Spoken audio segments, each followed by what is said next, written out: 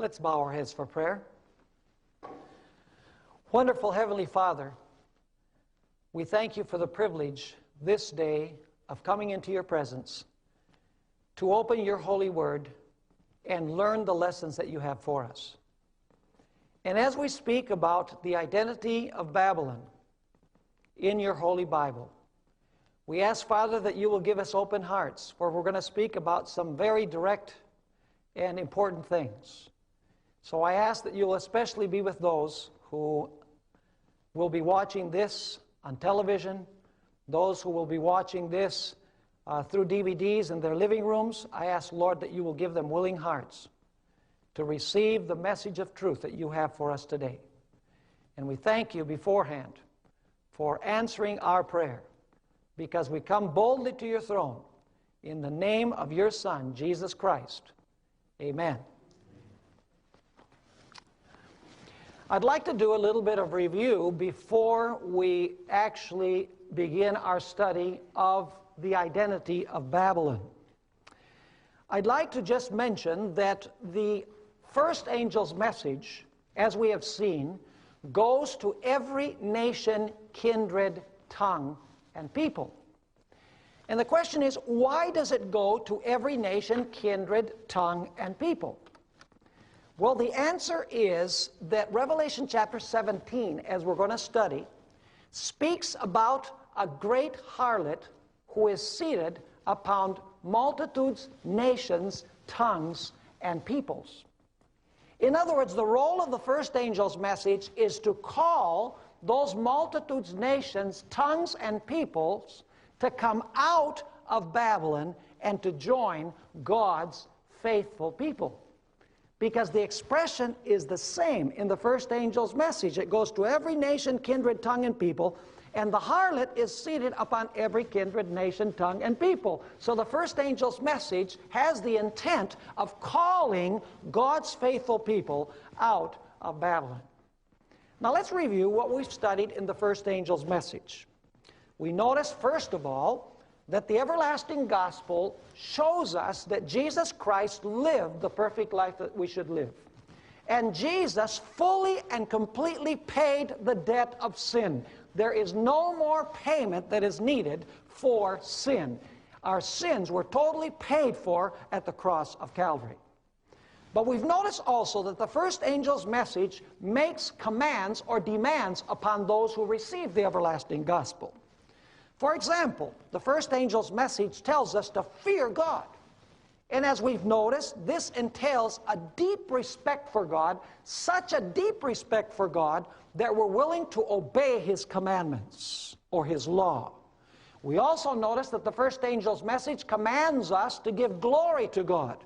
And as we study this, we notice that this tells us that we're supposed to reveal the glorious character of God in our lives, the character attributes of God. And it also includes taking care of our bodies and our minds, because the Apostle Paul says that we're supposed to glorify God with our body and with our spirit, which belong to God. We also noticed that the first angel's message tells us that we are now in the hour of God's judgment.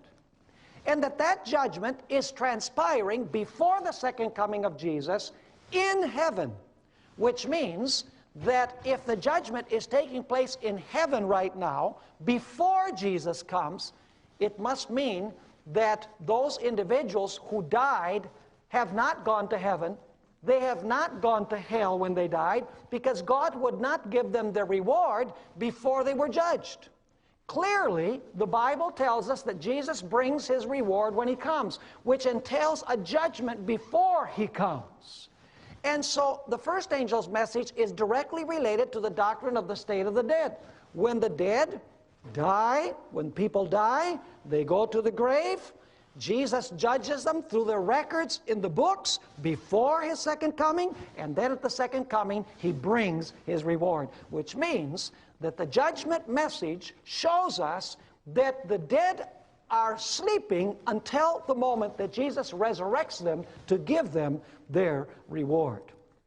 We also noticed that God expects His people to worship Him. And we noticed that the sign of worship to the Creator is His holy Sabbath. And so the first angel's message teaches us many important things. It teaches us the importance of keeping God's law, that we're in the judgment now, that we need to keep God's holy Sabbath, that we need to take care of our bodies, that we need to take care of our minds, and many other things. Very important messages for these last days. Now I want you to notice the second angel's message. It's found in Revelation chapter 14 and verse 8. Revelation chapter 14 and verse 8. And another angel followed. Notice the sequence. We have to preach the second angel's message before we preach the, after we preach the first, never before. We can't reverse the order, in other words. It says in Revelation 14 verse 8, and another angel followed, saying, Babylon is fallen, that great city. Now, notice the expressions. Babylon is fallen, is fallen. When the Bible repeats something, it means that it is really fallen. When God repeats something, it's because it wants to intensify the expression. In other words, Babylon is really fallen, and you'll notice that Babylon is called that great city. Now, why did Babylon fall? Notice the last part of verse 8. It says, because, here's the reason why Babylon falls, because she has made all nations drink of the wine of the wrath of her fornication. In other words, Babylon has fallen, truly fallen, because Babylon gives wine to the inhabitants of the earth, and they become drunk with the wine of her fornication. In other words, we need to understand that the reason why Babylon falls is because she gives wine to the nations instead of accepting the first angel's message. You see, the reason why Babylon falls is because she rejected the first angel's message. The first angel's message has the truth of God. The wine of Babylon is the error of Babylon. In other words, they are opposites. The first angel's message is God's message. The wine of Babylon is the devil's message. And the reason why Babylon falls is because she gives her wine to the nations in contrast to the truths that we find revealed in the first angel's message. Now, in our study today, we are going to analyze what is Babylon. And then in the next two sermons in this series, we're going to study what is Babylon's wine. And then the third in this short series of three that deals specifically with Babylon, we're going to talk about Babylon's fornication. And so today, what is Babylon? Our next topic, what is Babylon's wine? And then, what is Babylon's fornication? Now, I must tell you that the Babylon that we're going to study is not the Babylon of Genesis 11. That is the original Babylon. We're going to study primarily what is known as the Neo-Babylonian Empire. The Neo-Babylonian Empire is the Babylon of Nebuchadnezzar, the Babylon of the book of Daniel. And you say, why are we not going to go all the way back to Genesis 11? Why are we going to take the Babylon of Nebuchadnezzar as our basis for study? The reason is simple. The book of Revelation draws primarily upon the stories that we find in Daniel that deal with the Babylon of Nebuchadnezzar. Let me give you three examples. Revelation 13 and verse 2, we find some very interesting powers mentioned, and I'd like to invite you to go with me there. Revelation chapter 13 and verse 2. It says, now the beast which I saw was like a leopard, his feet were like the feet of a bear, and his mouth like the mouth of a lion. The dragon gave him his power, his throne, and great authority. Let me ask you, where do you first find those beasts that are mentioned in this verse? You find them in Daniel 7. So what Babylon is in the background of this verse? It's not the Babylon of Genesis 11, it's the Babylon of Nebuchadnezzar. Another example. Revelation 13, 11 to 18, and we're not going to read the verses. There it speaks about a beast who raises up an image. He commands everyone to worship the image of the beast, and whoever does not worship the image of the beast should be killed. Let me ask you, where is the background of that story? Well, you know it's in Daniel chapter 3, where Nebuchadnezzar, who for a while lived like a beast, raised an image, commanded everyone to worship the image, and whoever would not worship the image would be killed. In other words, once again, Revelation chapter 13 has as its background the Daniel's Babylon and not the Babylon of Genesis chapter 11.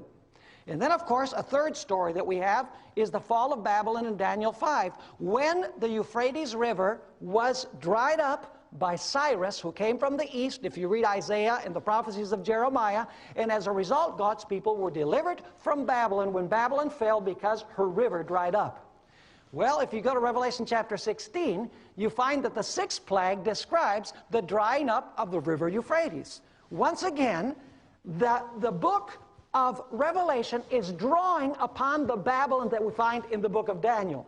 Now, we could spend a whole lecture just to talk about the Babylon of Genesis 11, the Tower of Babel, where the tongues were confused. There's a lot of things that we could study there, but we don't have the time to add another lecture to this series that we're studying. So we're going to dwell primarily upon the Babylon that is mentioned in the book of Daniel, because that's where the book of Revelation draws upon. Now, in order to understand what Babylon is, we have to go to the Old Testament and study the history of Israel. Let me ask you, was Israel God's chosen people? Absolutely. And I'm going to describe now, in broad strokes, the history of Israel. From the times of the Exodus, particularly Mount Sinai, till the time of the Babylonian captivity, when Nebuchadnezzar came and destroyed the city and took Israel captive. Let's begin by analyzing the marriage of God with Israel. Did you know that God married Israel? Notice Exodus chapter 19 and verses 4 through 6. Exodus chapter 19 and verses 4 through 6. Here Israel is at the foot of Mount Sinai. And God wants to make a covenant with Israel. He wants to get married with Israel. So God is proposing. Notice Exodus 19, 4 through 6. You have seen what I did to the Egyptians, and how I bore you on eagle's wings, and brought you to myself. Now therefore, if you will indeed obey my voice and keep my covenant, then you shall be a special treasure to me above all people. For all the earth is mine, and you shall be to me a kingdom of priests and a holy nation. These are the words which you shall speak to the children of Israel. Here God is speaking to Moses, saying, I want you to relay a message to Israel for me. I want you to ask them if they want to make a covenant with me, if they want to get married with me. Because I took them out of Egypt. I loved them. I delivered them. Now I want them to be my special people. I want to spiritually marry these people. So go down and ask them if they're willing to marry me. Notice the response of Israel in Exodus chapter 19, verses 7 and 8. Moses comes down, it says, so Moses came and called for the elders of the people and laid before them all these words which the Lord commanded him. Then all the people answered together and said, all that the Lord has spoken we will do. So Moses brought back the words of the people to whom? The words of the people to the Lord. And now you have a covenant. You have a marriage relationship between God and Israel. By the way, who is the husband in this relationship? It is God who is the husband, and Israel is the bride. Now, I want you to notice that marriage always has obligations, doesn't it? There are certain laws that apply to marriage. One of those laws is faithfulness to the wedding vows. Now, where do we find the wedding vows of Israel? What God expected from his bride or from his wife. Notice Exodus chapter 20 and verses 1 and 2. And God spoke all these words, saying, I am the Lord your God, who brought you out of the land of Egypt, out of the house of bondage. In other words, I delivered you. I love you. You know, it's not because you were good, but because of my grace and because of my love for you that I took you out of Egypt. And therefore, Now I want you to be my people. I want you to be my peculiar treasure. I want you to be my wife. But there are certain laws of marriage which must be obeyed. So what does Jesus then give Israel? He gives them what?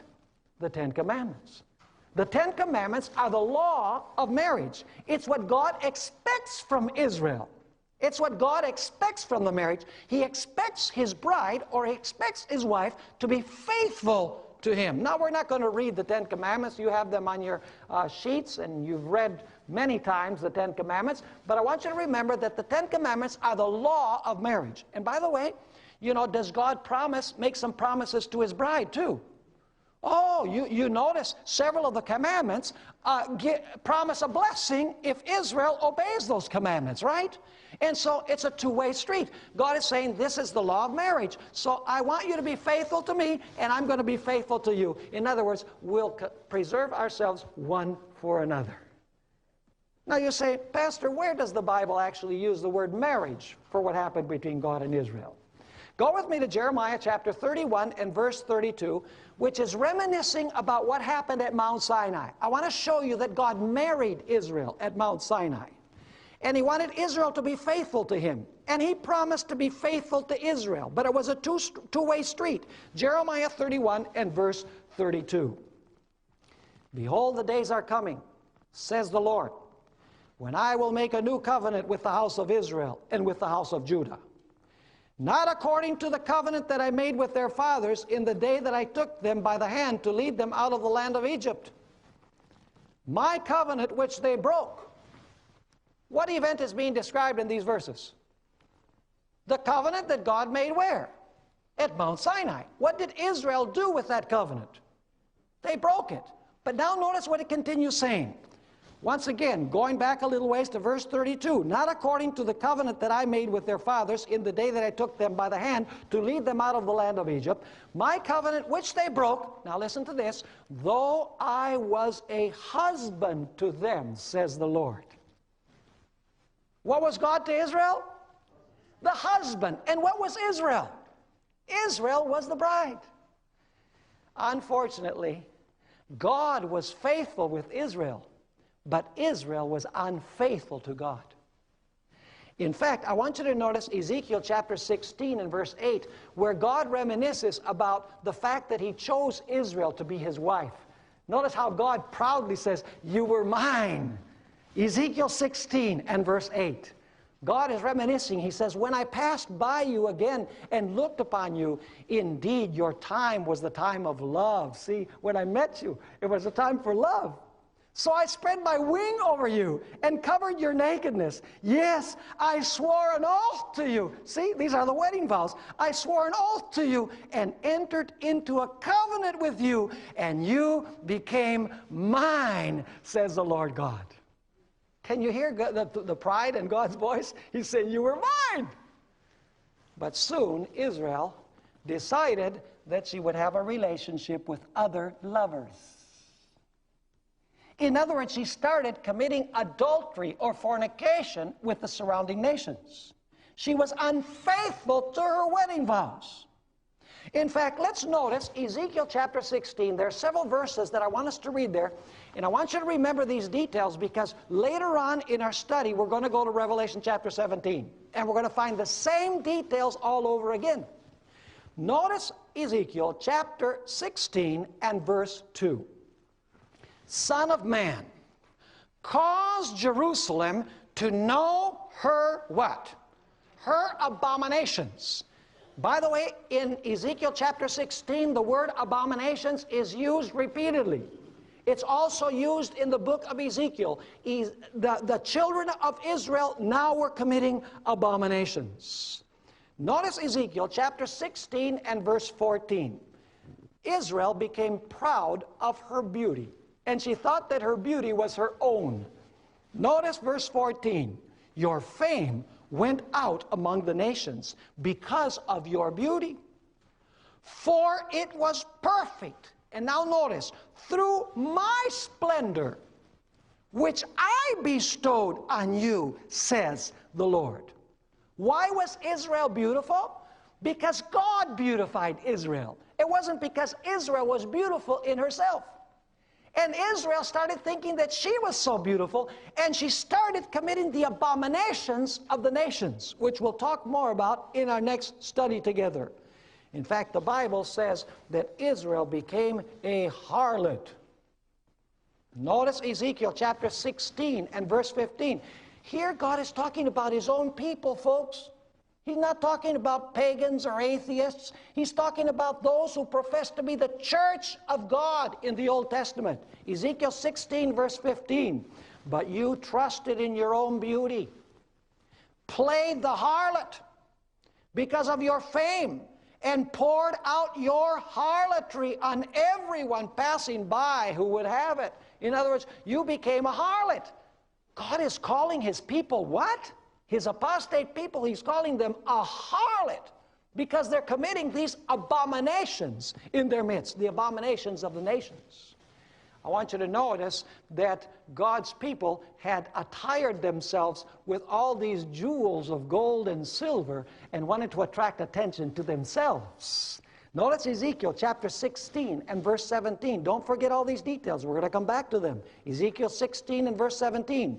You also have taken your beautiful jewelry from my gold and my silver, which I had given you, and made for yourself male images and played the harlot with them. What did they use the gold and silver for? To make what? To make jewelry, to attract attention to themselves. Notice Ezekiel chapter 23 and verse 40. You should also read Ezekiel 23. The whole chapter is parallel to Ezekiel 16. It says there in Ezekiel 23 verse 40, furthermore, you sent for men to come from afar, to whom a messenger was sent, and they came, and you washed yourself for them, painted your eyes, and adorned yourself with what? With ornaments. Did this harlot deck herself with gold and silver and precious stones? Absolutely. To attract attention to whom? To God? No, to attract attention to herself. And she plays the harlot according to Scripture. She fornicated with the nations. Several of these nations are mentioned in Ezekiel chapter 16. In other words, God's holy, peculiar, special people now started forming relationships with these pagan nations, with these secular nations. For example, Babylon, the Assyrians. It actually began in the days of Solomon, when Solomon had 1,000 women in his life, many of them because of alliances that he made with the surrounding nations. That's what the fornication was. Instead of Israel preserving herself only for the Lord, now Israel had other lovers, which were all of these nations with which she had illicit relationships. Notice Ezekiel chapter 16 and verse 26. You also committed harlotry. That word is in Ezekiel 16 all the time. You also committed harlotry with the Egyptians, your very fleshly neighbors, and increased your acts of harlotry to provoke me to anger. Notice chapter 16 and verse 28.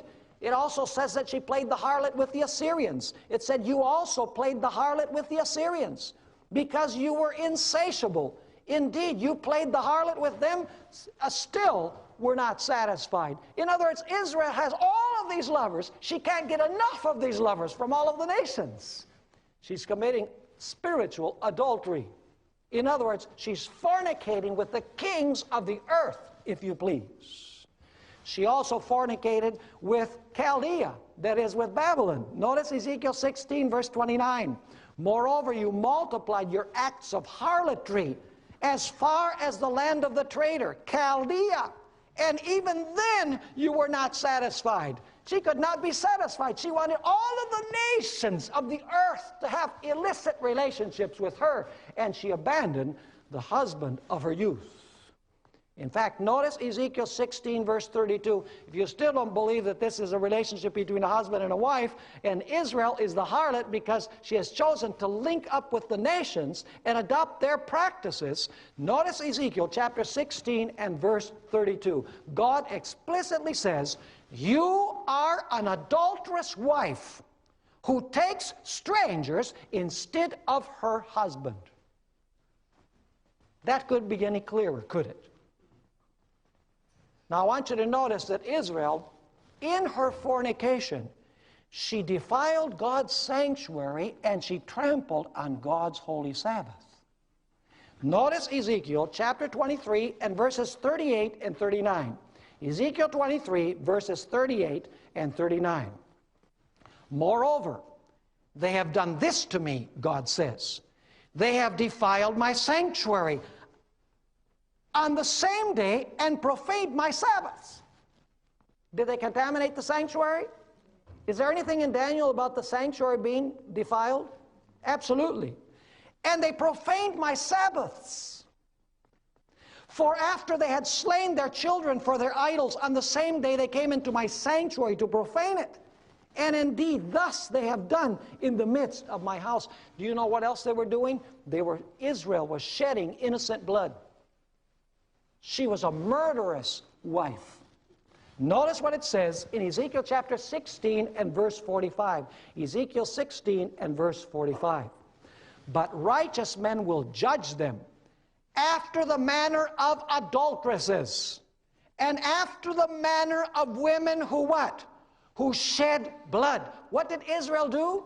They shed blood because they are adulteresses, and blood is on their hands. Interesting. But do you know that Israel wasn't the only one who was doing this? Israel had daughters. You say, how's this?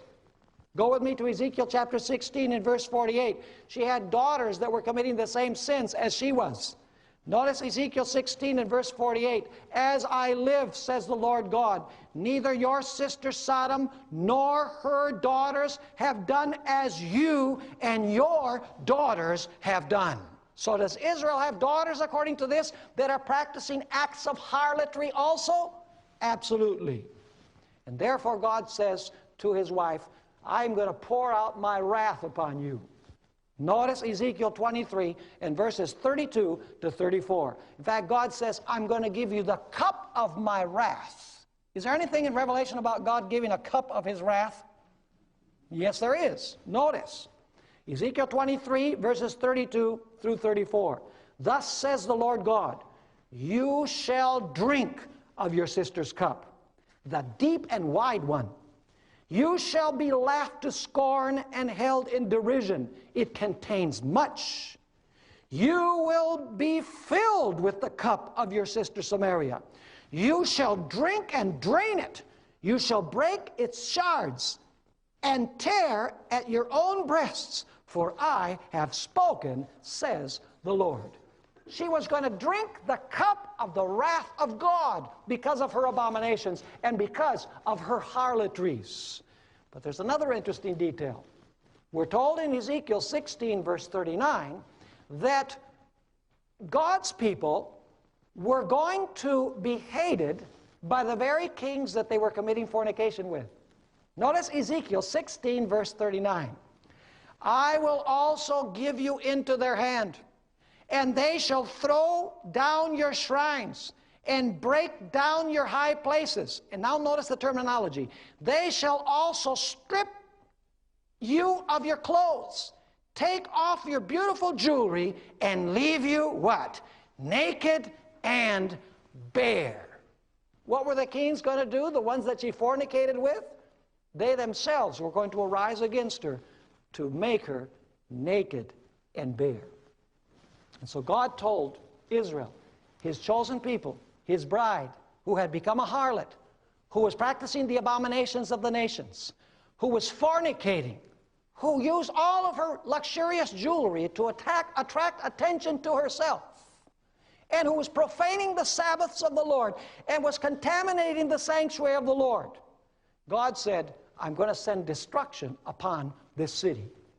Ezekiel chapter 7 verses 1 through 4 describes the sentence that God dictates upon his people.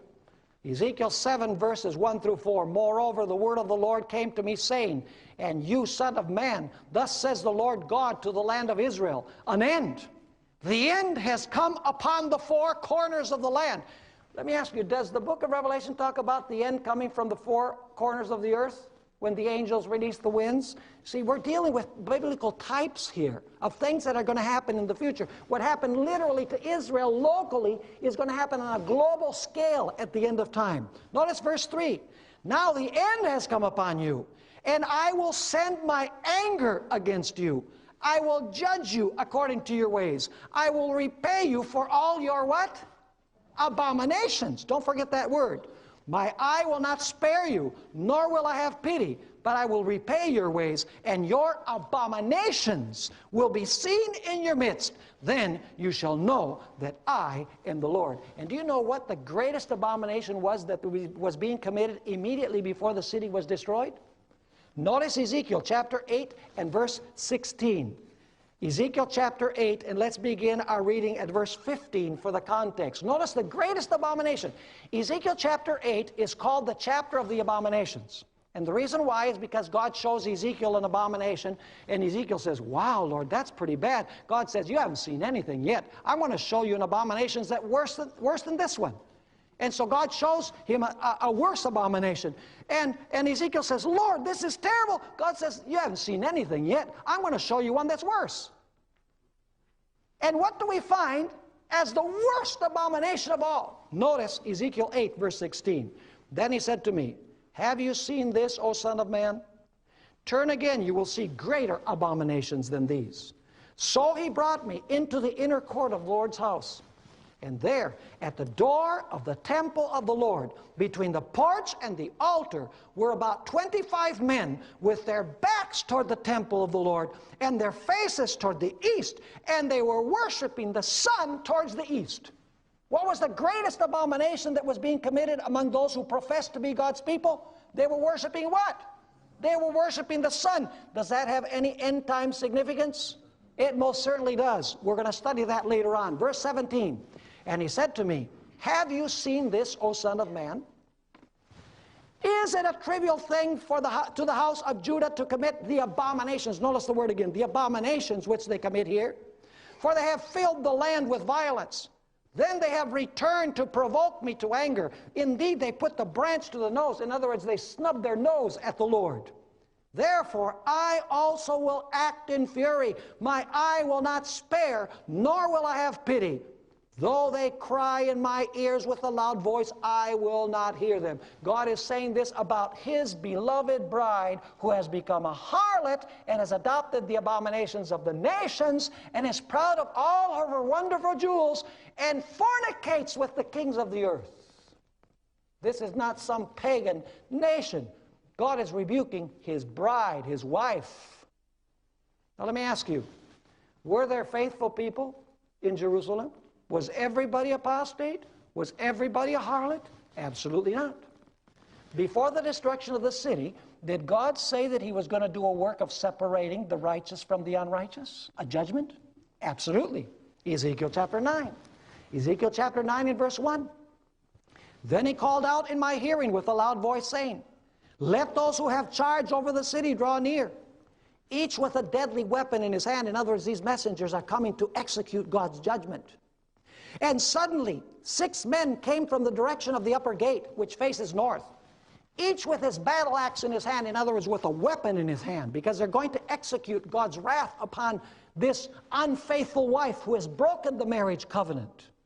One man among them was clothed with linen and had a writer's inkhorn at his side. In other words, he had a seal.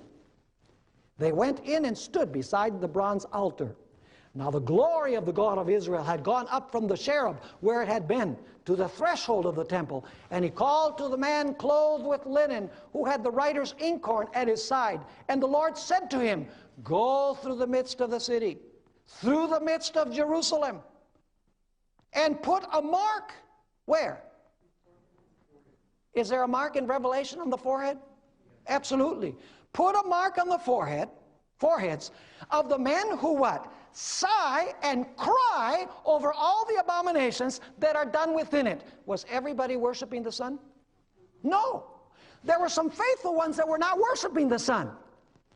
And what is told to this man who has the writer's inkhorn is, put a seal on those who are not practicing the abominations, those who are not worshiping the sun.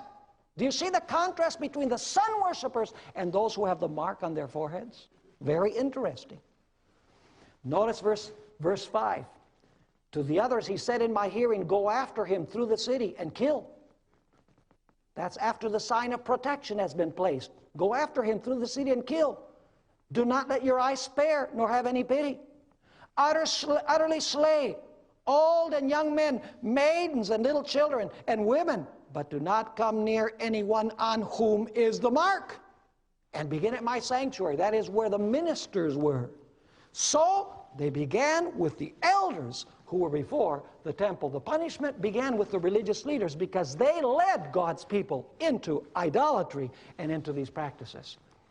And this was fulfilled. This punishment was fulfilled when Nebuchadnezzar came and destroyed the city of Jerusalem and took the people captive. Let's read about it in 2 Chronicles chapter 36 and verses 15 through 18. It says there, and the Lord God of their fathers sent warnings to them by his messengers, rising up early and sending them because he had compassion on his people and on his dwelling place. But they mocked the messengers of God, despised his words, and scoffed at his prophets, until the wrath of the Lord arose against his people, till there was no remedy. Therefore, he brought against them the king of the Chaldeans, who killed their young men. Do you remember Ezekiel chapter 9? Don't spare. Kill young men, maidens, kill children, everything. Notice what it says, verse 17. Therefore he brought against them the king of the Chaldeans, who killed their young men with the sword in the house of their sanctuary, had no compassion on young man or virgin, on the aged or the weak. He gave them all into his hand. Is this a sad story? This is a very sad story. In other words, Israel fulfilled the prophecy of Ezekiel 16 and Ezekiel 23 and became a harlot, and therefore the husband destroyed them. Of course, this could never happen to the Christian church. Do you think? It only could happen to Israel. It could never happen to the Christian church. You think? Let's go now and examine this concept with the New Testament church. New Testament Israel. Let me ask you, did Jesus marry his people when he came to this earth? Yes, he did. In a certain sense, he married them. He formed a covenant relationship with them. Notice Ephesians chapter 5, verses 25 to 27. Ephesians 5, 25 to 27. Husbands, love your wives, just as Christ also what? Also loved the church and gave himself for her. So the relationship between husband and wife is used to illustrate the relationship between Jesus Christ and his what? Church. Jesus is the husband and his church is the what? Is the bride. Notice 2 Corinthians 11 and verse 2. 2 Corinthians 11 verse 2. Here it's explicit. The Apostle Paul says, speaking about the Corinthian church, for I am jealous for you with godly jealousy. For I have betrothed you to one husband, that I may present you as a chaste virgin to Christ. Let me ask you, was the early church, the earliest church, a pure church? It was most certainly a pure church. Was it in a proper covenant relationship with Jesus Christ? You can read the book Acts of the Apostles, folks. It was a pure church. It was a conquering church, represented by the white horse, going out conquering and to conquer. It instilled terror in the hearts of sinners because of the righteousness and holiness of those who belong to the church. But then something happened. Apostasy came into the church. Notice 2 Thessalonians chapter 2, verses 3 and 4. By the way, this is talking about the Antichrist, and we're going to deal with the Antichrist later in this series. We're going to talk about the beast. Notice 2 Thessalonians 2, verses 3 and 4. It says, let no one deceive you by any means. For that day, that means the day of the coming of Jesus, that day will not come unless the falling away comes first. The word, the expression falling away is one Greek word, and the word is apostasia, where we get our English word apostasy. In other words, Jesus will not come until the apostasy comes first. And the man of sin is revealed. What is sin? Remember this, transgression of the law. It's going to be a man who is going to say that it's okay to transgress the law of God. He's going to play games with the holy law of God. And it says, and the man of sin is revealed, the son of perdition. Do you know the only other person in the Bible who's called the son of perdition? Judas Iscariot. Was Judas an outsider? Was Judas some pagan that warred against Jesus Christ from outside? No! He even betrayed Jesus with a kiss. In other words, the Antichrist is not going to arise from without. He's going to arise from where?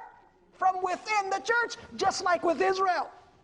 And it says in verse 4, notice what this Antichrist is going to do, who opposes and exalts himself above all that is called God or that is worshipped, so that he sits as God. Is he going to proclaim himself to be God?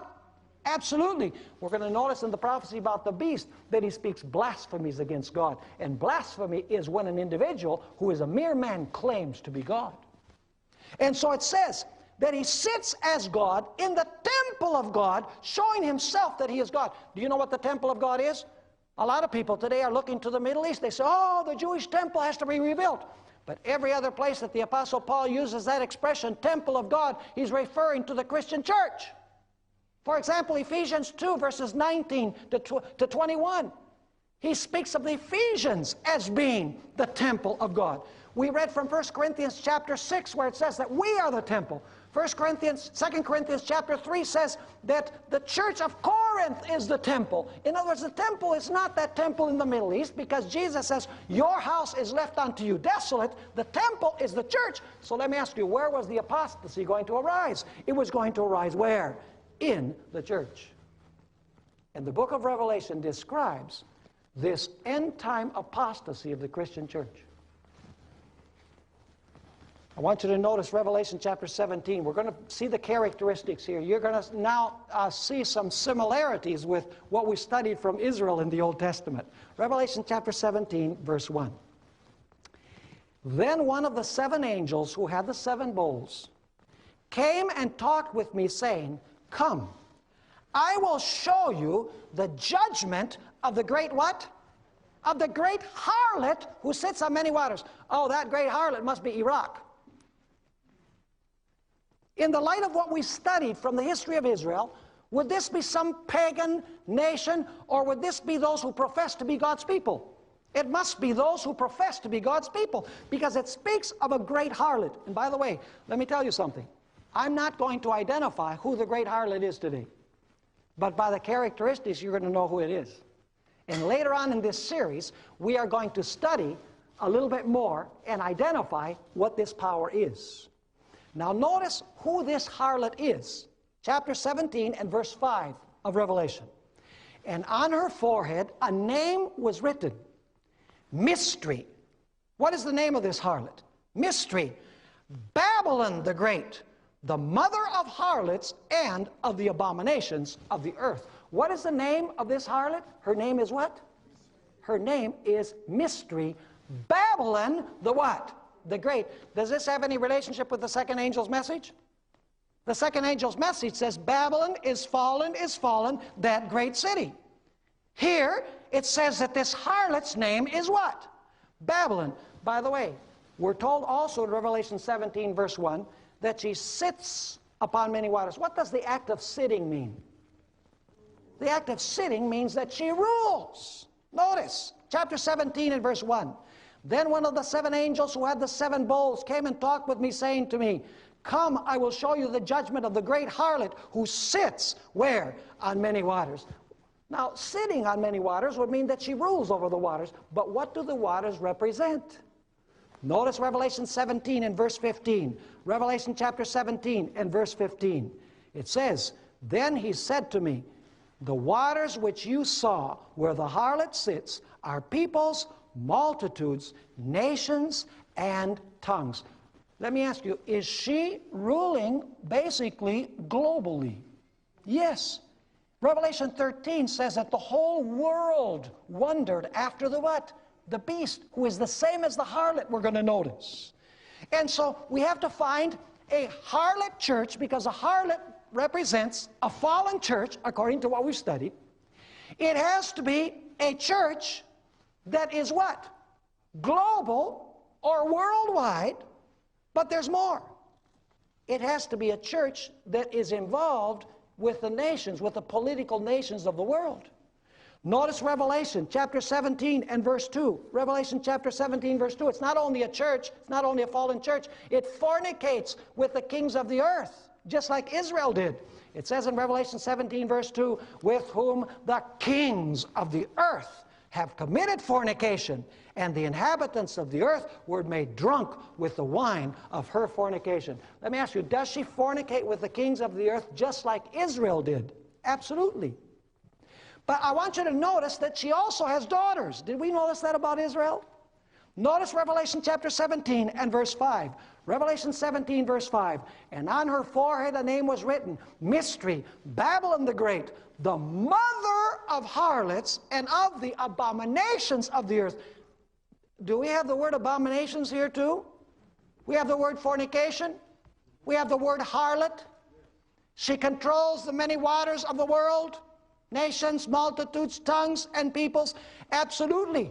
And by the way, if she's a mother, she must have daughters, because I don't know the first mother that never had children. I know women who didn't have children. But mothers have children. And because she's a harlot, her daughters are also harlots.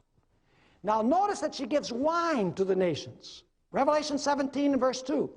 With whom the kings of the earth committed fornication, and the inhabitants of the earth were made drunk with the wine of her fornication. You just have to accept by faith what I'm going to say now. The wine represents her false teachings in contradiction to the first angel's message. She fell because she rejected the first angel's message.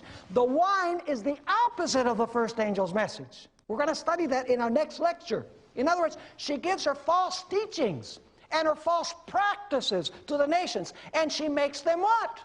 Drunk. That's why when you preach the truth, people don't want to accept it. It's almost impossible to give a Bible study to a drunk.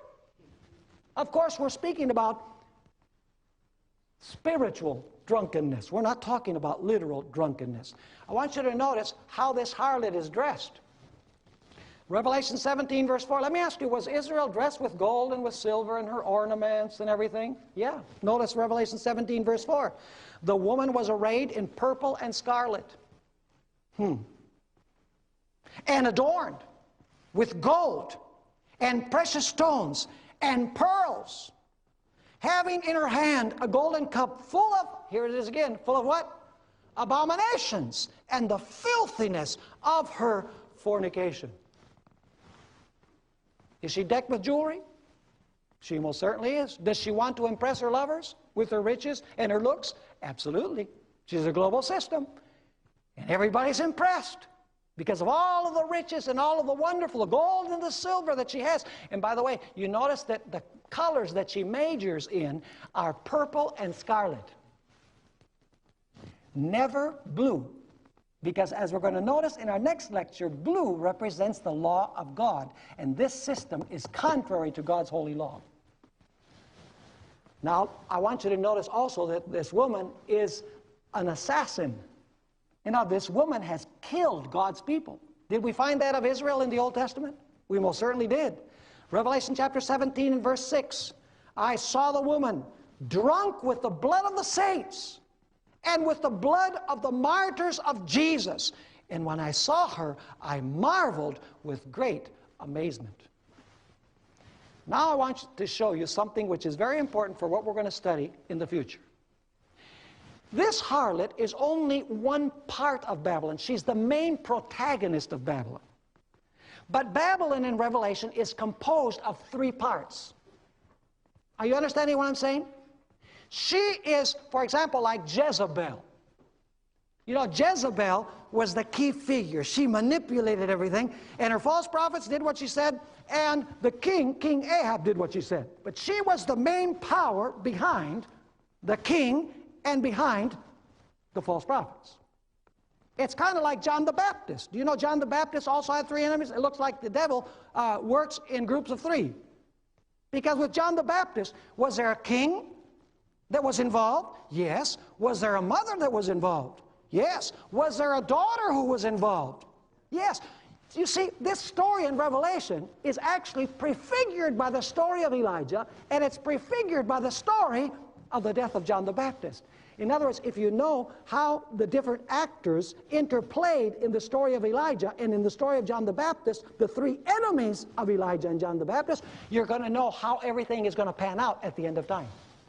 We don't have time to get into Elijah and John the Baptist. We'd have to have one lecture for each in order to understand how the relationship between these three enemies in the days of Elijah and these three enemies in the days of John the Baptist prefigure perfectly what's going to happen at the end of time. But I want you to notice that Babylon has three parts. Revelation 16 and verse 19.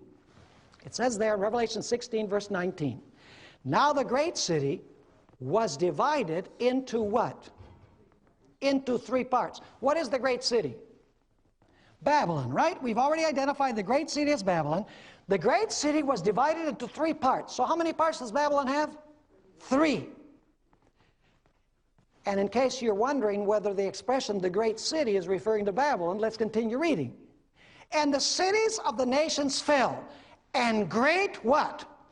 Babylon was remembered before God to give her the cup of the wine of the fierceness of his wrath. Is God going to pour out his wrath upon Babylon like he did upon Israel in the Old Testament because of her abominations, because of her fornication, because of the wine that she gives to the nations, etc., because she shed innocent blood?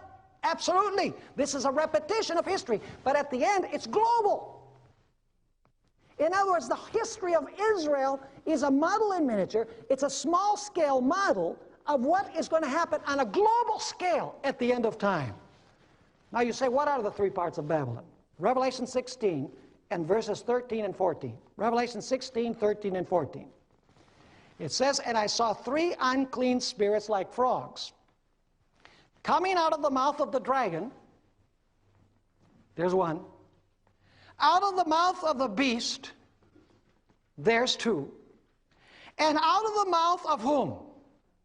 Out of the mouth of the false prophet. What are the three parts of Babylon? The dragon, the beast, and the false prophet. In lecture number 10 of this series, we're going to talk about the beast. In lecture number 11, we're going to talk about the false prophet. And in several lectures, we're going to talk about the dragon. You see, the beast is the same as the harlot. The false prophet is the same as the harlot's daughters. And the dragon is the same as the kings. In other words, at the end of time, there's going to be a threefold alliance between the beast or the harlot, the false prophet and the daughters, and the kings or the dragon. And they're going to all join together in opposition against God's people. Those are the three parts of Babylon. But who is the main protagonist of the story? Who is the one who's moving all the strings? It is the harlot or the beast. Because the Bible says that the whole world wondered after the beast. It says that the harlot sits upon multitudes, nations, tongues, and peoples. In other words, the beast and the harlot do the same thing. They control basically the world. And the kings go along, and the daughters also go along. Just like in the story of Elijah. Now, let me ask you, are the kings eventually going to hate this system? Revelation 17, verse 16. Of course, all of this is coincidence. I don't think so. There's too many parallels. Revelation 17, verse 16. And the 10 horns which you saw on the beast, those represent kings. You can read in Revelation 17. These will what? Hate the harlot, make her desolate, and what? Naked, eat her flesh, and burn her with fire. Let me ask you, in the light of all of this, what does God invite his people to do? Let me ask you, are there a lot of God's people in these systems? Are there a lot of people that belong to this system which is known as the harlot? Oh, sure. Are there a lot of God's people in the system that's known as the false prophet? Absolutely. Are there many of God's people even among the kings of the earth or the rulers of the earth? Absolutely. So what does God say to them? Revelation 18, verses 1 to 5. After these things I saw another angel coming down from heaven, having great authority. And the earth was illuminated with his glory. And he cried mightily with a loud voice, saying, Babylon the Great is fallen, and has become the dwelling place of demons, a prison for every foul spirit, and a cage for every unclean and hated bird. Does that sound like a place that you want to be? Now, why has Babylon become like that? Filled with demons and evil spirits. Verse 3, for, that means because all the nations have drunk of the wine of the wrath of her fornication. Why is she filled with demons? Because every person has drunk her what? Her wine. So we need to know what the wine is. It says the kings of the earth have committed fornication with her. And the merchants, see, even the business people of the world, the merchants of the earth have become rich through the abundance of her luxury. And I heard another voice from heaven saying, come out of her, my people. God has a people in this system. In this threefold system, God has a people. And God is calling them out, because notice what it continues saying. Come out of her, my people, lest you share in her sins, and lest you receive her what? Her plagues. How many are her plagues? 7. For her sins have reached to heaven, and God has remembered her iniquities. Question, is God going to have a faithful remnant at the end of time? Yes. What are they going to have on their forehead? The seal of God. What are the wicked going to have? Could that have something to do with sun worship? Are you understanding me or not? And what's going to happen to those who do not have the seal of God? They will be what? They will be destroyed by the wrath of God. That's why God, in His love, see, this is not a message of hate. In His love, God says, I have people in Babylon. Come out of her, my people. Don't stay in there, because if you stay in there, you're going to receive her plagues, because the plagues are for her. And of course, the big question is, will we accept the call of God and come out of Babylon and be among those who keep the commandments of God?